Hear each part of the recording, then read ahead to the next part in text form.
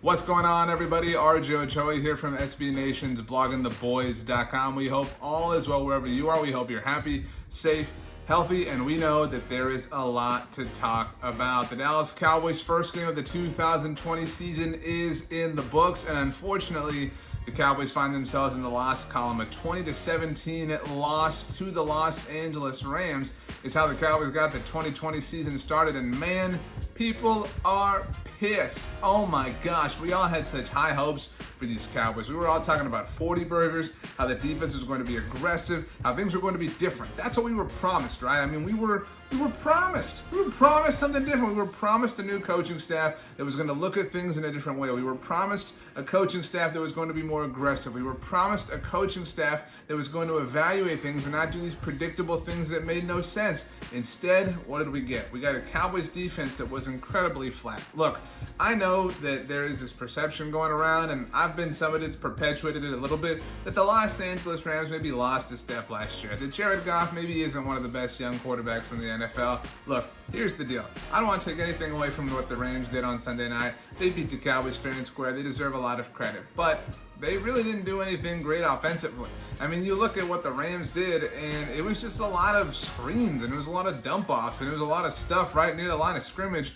Jared Goff really didn't have to do anything. And I'm not trying to bang on Jared Goff. He just took what the Cowboys gave him. And that's what was so maddening about this game defensively for the Cowboys. Mike Nolan's defense, to say that they let the Rams walk all over them would not even be putting it right. They just kind of laid down and went to sleep and then woke up and kind of figured out what the Rams were doing, although they never really did figure out what the Rams were doing. The Cowboys just couldn't be stopped. And a lot of it was that Leighton Vander Esch left the game early with an injury. We found out after the game, NFL Network reported that he has a broken clavicle. We aren't sure exactly how much time he's going to miss, but we know that he's headed to injured reserve. Remember, an unlimited amount of players can be brought back from IR this year. You have to be on it for a minimum of 3 weeks. Sean Lee was placed on this particular injured reserve at the beginning of the season, so he has to miss at least 2 more weeks before he can return. The Cowboys, of course, do have undrafted free agent Francis Bernard as an option at linebacker, but outside of that, the Cowboys really aren't working with much, because after Leighton Vander Esch left,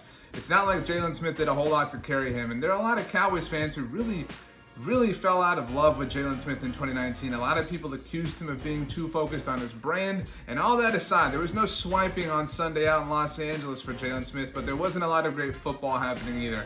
Jalen Smith was over pursuing. He was really kind of just behind everything. He was chasing people from behind all the time. Jalen Smith never caught up to anything, and the Los Angeles Rams were able to beat him all game long. And in fact, the Rams were able to beat most of the Cowboys defenders. There were 3 Cowboys defensive players that I thought played really well. I want to give a big time shout out, of course, to Aldon Smith. Aldon Smith had a potential penalty that should have maybe been called on the aforementioned Jared Goff, but it was a play that led to a Cowboys interception, one that Chidobe Awuzie ultimately got. But that play aside, Aldon Smith played really well. Aldon Smith was perhaps the best defensive player for the Cowboys against the Rams. It's an amazing story. It's amazing that he could play that well after not having played an NFL game in 5 years. Really just kind of speaks to his physical gifts and the work that he's been putting in. He's number 1. Number 2, look, Trysten Hill. I mean, I really can't believe we're saying this, but I thought Trysten Hill played remarkably well. Late in the game, the Cowboys got a big-time 3rd down stop that we all thought would be what propelled the offense to go win the game, and the tackle was made by Trayvon Diggs, but it was Trysten Hill that ran that thing down and really made that tackle and ultimately that stop possible. Trysten Hill has really surprised a lot of people in his 2nd year, really gone to work also, just like Aldon Smith, obviously way different circumstances, but I thought Trysten Hill played really well against the Rams. And finally, Trayvon Diggs. I know he got beat a couple of times, but he got beat because sometimes Jared Goff, who is a pretty good quarterback, made some great throws. And that's just what happens sometimes if you're a good cornerback. Even if you're a great cornerback, you get beat. I mean, Jalen Ramsey got beat a lot in this game by Dak Prescott and the Cowboys wide receivers, and he's a great cornerback. But Trayvon Diggs, I thought, played really well. Outside of that, I don't know if the Cowboys need to go get Earl Thomas. I don't know if the Cowboys need to get a linebacker in, but the Cowboys have a lot of defensive problems, and they're going to have to fix them because next week, Julio Jones and all of the rest of the Atlanta Falcons' fun offensive players are going to be at AT&T Stadium. But the Cowboys are supposed to have an offense themselves. This is supposed to be Team 40-burger. It's supposed to be a group that's supposed to be able to put up yards and points and touchdowns and all sorts of stuff, and they only put up 17 points. And to be clear here, Greg Zuerlein missed his first ever kick It's a player for the Dallas Cowboys. And not like that would have made a big difference, but Greg Zuerlein missing the kick didn't help. The Cowboys only able to score 17 points, one touchdown from Dak Prescott to Zeke Elliott, and another that Zeke pushed in himself thanks to Antoine Woods. The Cowboys played the defensive tackle at fullback, and he went refrigerator Perry style and helped Zeke get in the end zone. That was pretty cool. But still, again, this was a flat performance. We know the Cowboys offense is way better than 17 points. Amari Cooper had a so-so game. Michael Gallup had an OPI call that a lot of people disagreed with. I thought CeeDee Lamb had a fine rookie debut. Unfortunately, Blake Jarwin left the game near the end of the first half with what is feared to be, at least at the time of this recording, a torn ACL. And if that is indeed the case, the Cowboys are also up a creek at tight end. They have Dalton Schultz, they have Sean McKeon, but after that, the Cowboys have a lot of question marks. They have a lot of holes to fill suddenly after 1 week of the regular season. That's sometimes the way that football goes. I do want to talk about where I think this game was lost by the Dallas Cowboys, and it was an interesting point and one that a lot of people are going to be debating all week long. The Cowboys were down by 3. There were 12 minutes and 30 seconds left. They were near the goal line in scoring territory, and on 3rd and 6, the Cowboys maybe at that point had decided they were going to go for it if they didn't get the first down anyway, but on 3rd and 6, they ran the ball. You cannot run the ball on 3rd and 6 in that type of situation. And look, I understand, maybe you thought, we'll run the ball because we're going to go for it on 4th down.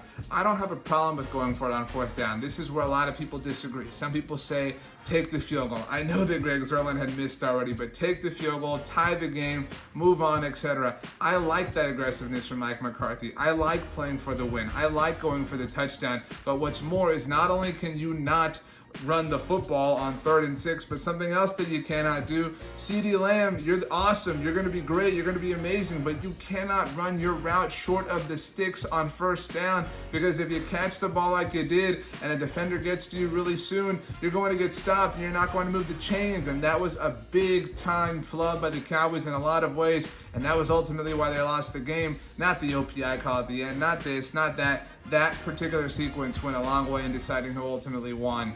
The Cowboys are now 0-1, as are the Philadelphia Eagles. They lost their first game of the season to the Washington football team, who are 1-0, not just overall, but in division. The New York Giants play the Pittsburgh Steelers on Monday night. Monday Night Football should be fun. If Jason Garrett's offense looks pretty good, man, people are going to have some thoughts, needless to say. But look, it's a long season, and there are a lot of things to figure out. I think that it should be mentioned that there was no preseason. There are a lot of question marks. This was literally the first time that this collection of people had ever done this before.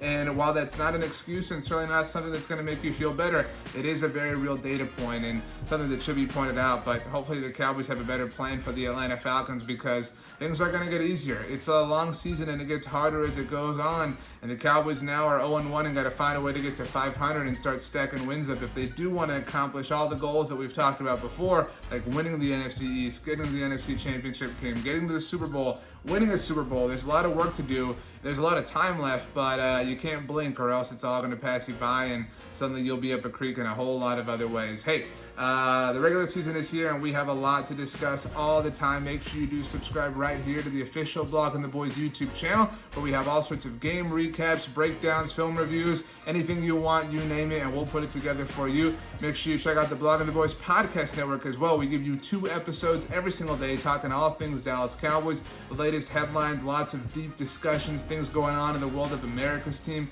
And make sure, of course, you check out bloggingtheboys.com, your home for the best Dallas Cowboys coverage on the internet. The Cowboys are 0-1. I know you're sad. I know you're mad, but it's going to get better.